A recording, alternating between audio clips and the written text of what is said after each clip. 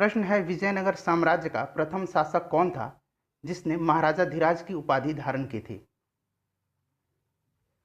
तो फ्रेंड, हरिहर द्वितीय ने विजयनगर साम्राज्य के शासकों में सबसे पहले महाराजा धीराज की उपाधि धारण की थी, यानी ऑप्शन ए जो है इसका करेक्ट आंसर हो जाएगा। और हरिहर द्वितीय संगम वंश का तीसरा शासक था, इसको भी आप जरूर ध्यान रखिएगा।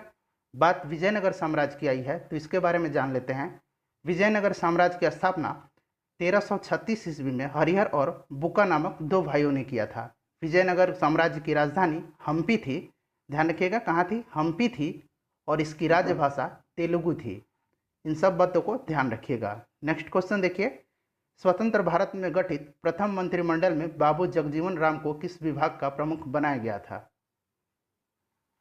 तो फ्रेंड, इसका करेक्ट आंसर हो जाएगा ऑप्शन बी, श्रम विभाग का प्रमुख बनाया गया था। यानी स्वतंत्र भारत के प्रथम मंत्रिमंडल में बाबू जगजीवन राम श्रम मंत्री थे। संचार मंत्री थे रफ़ी अहमद किदवई, शिक्षा मंत्री थे मौलाना अबुल कलाम आज़ाद, और स्वास्थ्य मंत्री थी राजकुमारी अमृत कौर। तो आप इन सबको ध्यान रखिएगा। चलिए अगला प्रश्न देखते हैं। अगला प्रश्न देखिएगा, अगला प्रश्न है कि हैदर अली की मृत्यु किस युद्ध के दौरान हुई थी? तो फ्रेंड, इसका सही आंसर हो जाएगा ऑप्शन बी, द्वितीय आंग्ल मैसूर युद्ध के दौरान। याद रखिएगा, द्वितीय आंग्ल मैसूर युद्ध के दौरान 1782 ईस्वी में हैदर अली की मृत्यु हो गई थी। और इस द्वितीय आंग्ल मैसूर युद्ध में अंग्रेजों का नेतृत्व वारेन हेस्टिंग्स ने किया था।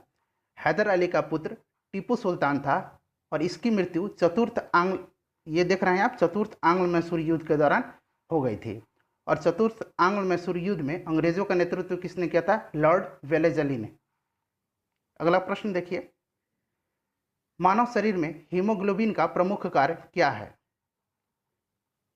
तो इसका करेक्ट आंसर है ऑप्शन ए, ऑक्सीजन का परिवहन। नेक्स्ट क्वेश्चन है, किस अधिनियम के तहत भारत के गवर्नर जनरल को अध्यादेश जारी करने की शक्ति प्रदान की गई थी?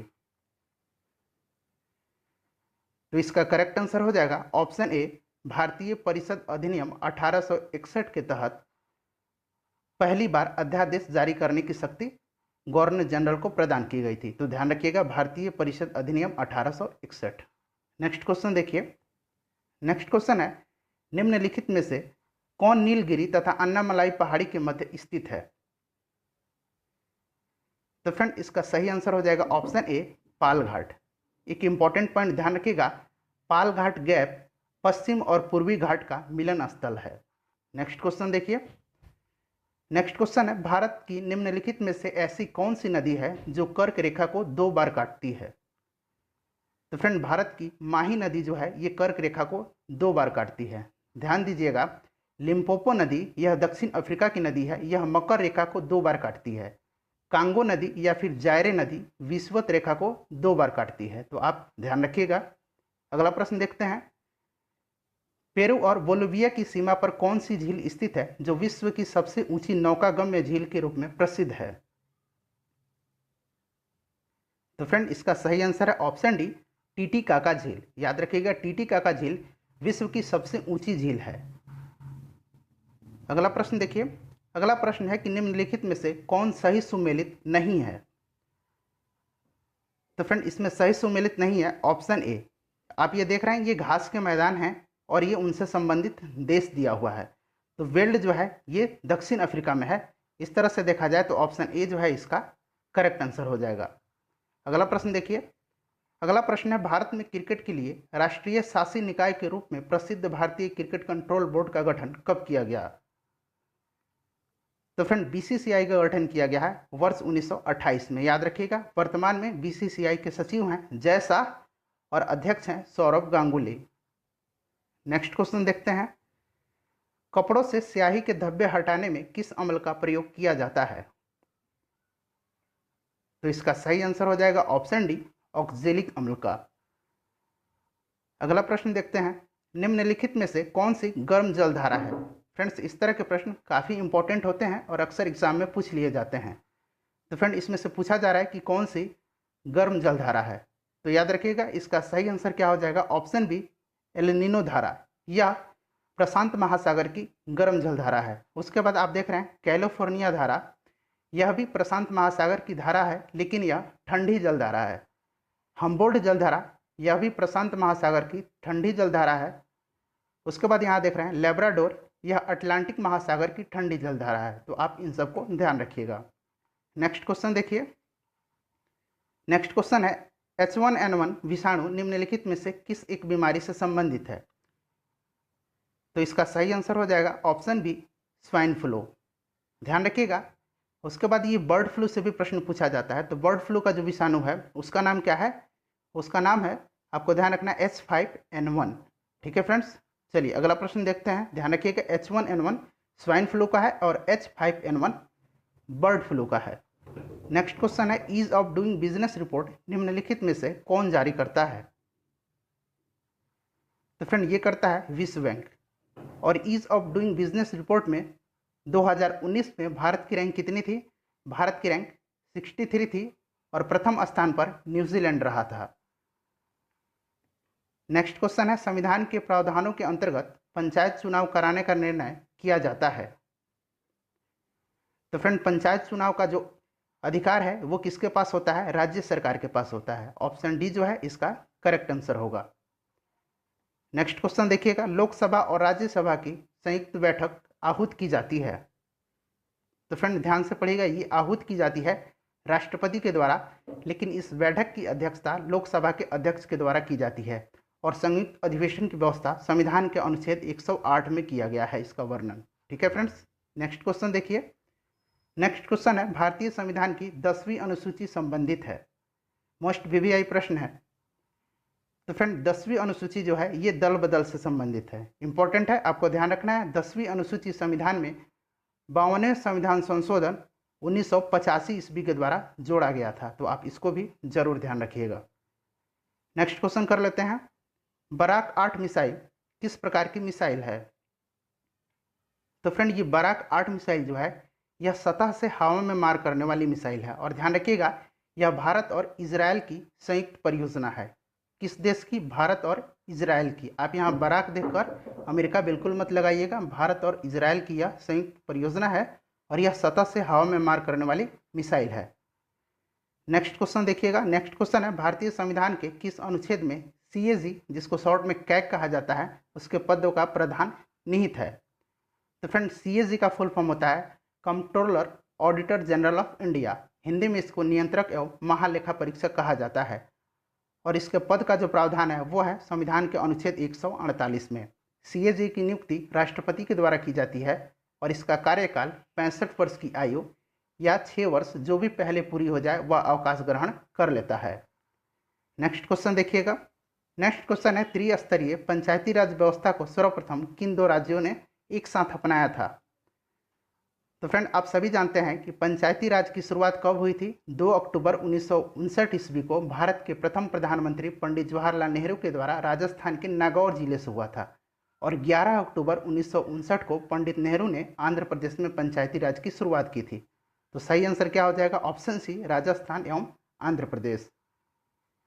नेक्स्ट क्वेश्चन देखिएगा। नेक्स्ट क्वेश्चन है RNA से प्रोटीन बनने की विधि को क्या कहा जाता है? तो फ्रेंड RNA से प्रोटीन बनने की विधि को कहा जाता है ट्रांसलेशन। RNA का फुल फॉर्म होता है, देख लीजिएगा, RNA का फुल फॉर्म होता है ribo nucleic acid. Next question देखिएगा। नेक्स्ट क्वेश्चन है कि निम्नलिखित में से किसे नोबल का तेल भी कहा जाता है? तो फ्रेंड ये कहा जाता है ट्राई नाइट्रोग्लिसरीन को, यानी ऑप्शन ए जो है इसका करेक्ट आंसर होगा। ध्यान रखिएगा TNG को, इसको शॉर्ट में TNG कहा जाता है, ट्राई नाइट्रोग्लिसरीन। यह डायनामाइट बनाने का काम आता है। अब बात आई है डायनामाइट की, तो इसके बारे में भी जान लीजिए। डायनामाइट की खोज अल्फ्रेड नोबल ने 1863 ईस्वी में किया था। इसको भी जरूर ध्यान रखिएगा। फ्रेंड मैं उम्मीद कर रहा हूँ कि वीडियो आपको काफ़ी पसंद आ रही है। प्लीज़ वीडियो को लाइक करें और इसे दोस्तों के साथ शेयर जरूर करें। अगला प्रश्न देखिएगा, केंद्रीय चमड़ा अनुसंधान संस्थान कहाँ स्थित है? तो फ्रेंड ये है चेन्नई में। कहाँ है? तमिलनाडु की राजधानी चेन्नई में है। नेक्स्ट क्वेश्चन देखिएगा। नेक्स्ट क्वेश्चन है निम्नलिखित में से किस यंत्र का प्रयोग उड़ते समय विमान की ऊंचाई मापने में किया जाता है? तो फ्रेंड इसका करेक्ट आंसर क्या हो जाएगा? इसका सही आंसर हो जाएगा ऑप्शन डी, अल्टीमीटर। ध्यान रखिएगा ये जो गायरोस्कोप है इसका उपयोग घूमती हुई वस्तु की गति ज्ञात करने में किया जाता है। ओडोमीटर का उपयोग किया जाता है वाहनों की पहियों द्वारा तय की गई दूरी मापने में। और क्रोनोमीटर का उपयोग कहाँ किया जाता है? पानी के जहाज़ों में सही समय ज्ञात करने में किया जाता है। तो आप इन सबको ध्यान रखिएगा। नेक्स्ट क्वेश्चन देखिए। नेक्स्ट क्वेश्चन है, मनुष्य के शरीर का कौन सा भाग भूख, तापमान एवं जल संतुलन को नियंत्रित करता है? तो फ्रेंड इसका सही आंसर है ऑप्शन ए हाइपोथैलेमस। ध्यान रखिएगा, ये जो आप मेरुरज्जु देख रहे हैं, ये मेरुरज्जु प्रतिवर्ती क्रियाओं का नियंत्रण एवं समन्वय करता है तथा मस्तिष्क में आने जाने वाली उद्दीपनों का संवहन करता है।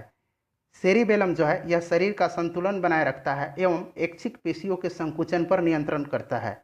मेंडुला ऑब्लिंगेटा यह काफ़ी इंपॉर्टेंट है, आपको ध्यान रखना है। यह मस्तिष्क का सबसे पिछला भाग होता है और इसका मुख्य कार्य उपापचय, रक्तदाब तथा हृदय की धड़कनों का नियंत्रण करना है।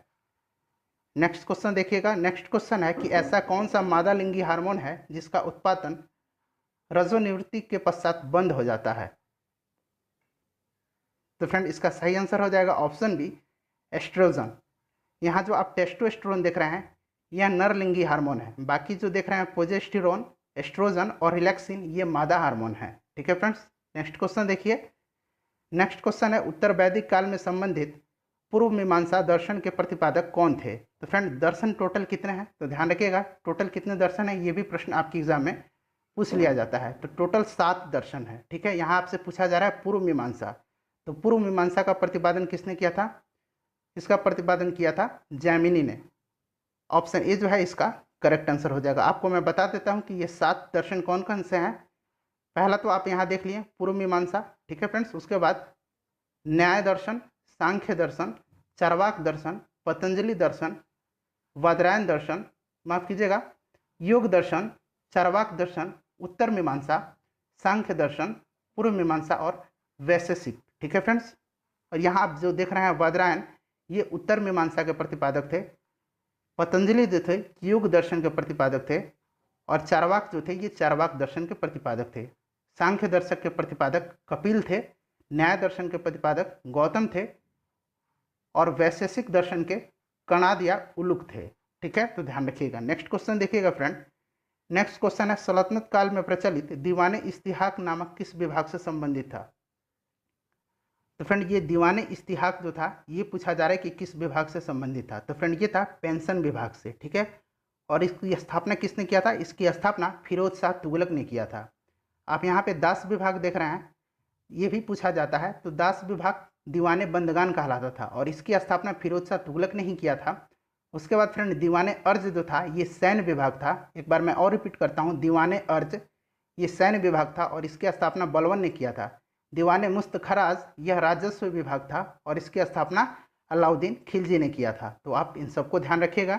नेक्स्ट क्वेश्चन देखिए फ्रेंड। नेक्स्ट क्वेश्चन है, भारत सरकार ने वर्ष 2022 तक अक्षय ऊर्जा क्षमता का लक्ष्य कितना रखा है? तो इसका करेक्ट आंसर हो जाएगा ऑप्शन डी 175 गीगावाट। इस तरह के प्रश्न अक्सर एग्जाम में पूछे जाते हैं क्योंकि ये ऊर्जा से संबंधित प्रश्न है और आजकल दुनिया ऊर्जा पर ही टिकी हुई है, इसीलिए इस तरह के प्रश्न अक्सर पूछ लिए जाते हैं। तो आप ध्यान रखिएगा, 2022 तक भारत सरकार का लक्ष्य कितना है? 175 गीगावाट क्षमता का ऊर्जा उत्पादन करना। नेक्स्ट क्वेश्चन देखिएगा। नेक्स्ट क्वेश्चन है कि गांधी इरविन समझौता कब हुआ था? तो फ्रेंड गांधी इरविन समझौता हुआ था 5 मार्च 1931 को। आपको कहीं कहीं 4 मार्च भी दिखेगा, तो आप अगर 4 मार्च ऑप्शन में है तो आप 4 मार्च 1931 पर टिक लगा सकते हैं।